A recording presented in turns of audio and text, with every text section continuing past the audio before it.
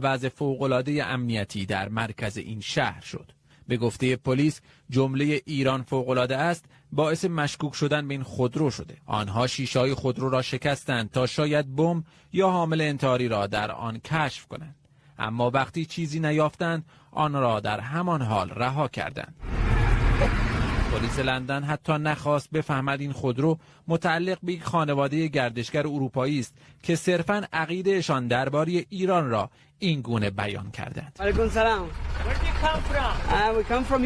خانواده‌ای که 3 سال پیش در سفری چند روزه به ایران مدارکشان را گم می‌کنند و این اتفاق آنها را حسابی به دردسر می‌اندازد.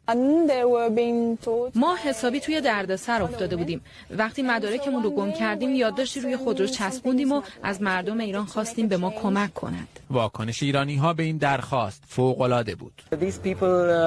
مردم ایران با تمام وجود به ما کمک کردند. همه جا صحبت ما بود. سفر ما به ایران چند روزه بود، اما مهمان نوازی ایرانی‌ها باعث شد 6 ماه در این کشور بمانیم. این حادثه باعث شد ما ایران واقعی را کشف کنیم. ما واقعا عاشق ایران شدیم. پس تصمیم گرفتیم کاری در حق این مردم انجام دهیم. آنها تصمیم گرفتند کمپینی تشکیل بدهند به نام ایران فوق‌العاده است تا نظرشان را درباره ایران به گوش مردم جهان برسانند.